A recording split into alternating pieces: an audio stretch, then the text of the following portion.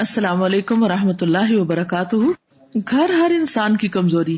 ہم سب چاہتے ہیں کہ دنیا میں ہمارا گھر ہو اور بہت خوبصورت ہو، کوئی سینٹرل لوکیشن ہو یا کسی اونچی جگہ پر ہو۔ نبی صلی اللہ علیہ وسلم نے ہمیں دنیا کے عارضی گھر کی بجائے جنت میں 3 طرح کے گھروں میں سے ایک گھر چننے کی چوائس دی ہے، اور ساتھ ہی یہ بھی بتا دیا کہ اس لوکیشن میں گھر کے لیے دنیا سے اعمال کا کون سا مٹیریل بھیجنا ہوگا۔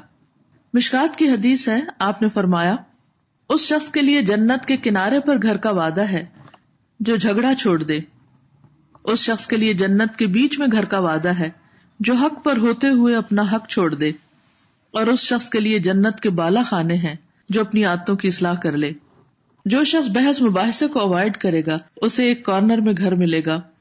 جس کے پاس بدلہ لینے کا حق تھا مگر اس نے اللہ کی خاطر بدلہ نہ لیا، اس کے لیے جنت میں سینٹرل لوکیشن میں گھر ہے، مگر جنت میں ہائی ایلیویشن پر اس کا گھر ہے جو اپنی عادتوں کی اصلاح کر لے۔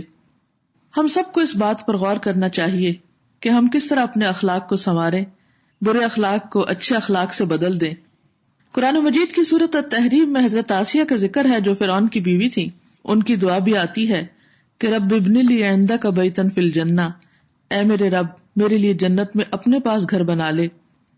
ہم سب کو دنیا کے گھروں کے ساتھ ساتھ اس گھر کی فکر کرنی چاہیے اور اس کے لیے اللہ کے پسندیدہ کام کرنے چاہیے تاکہ ہم وہاں بھی اللہ سبحانہ تعالیٰ کا قرب پا سکیں۔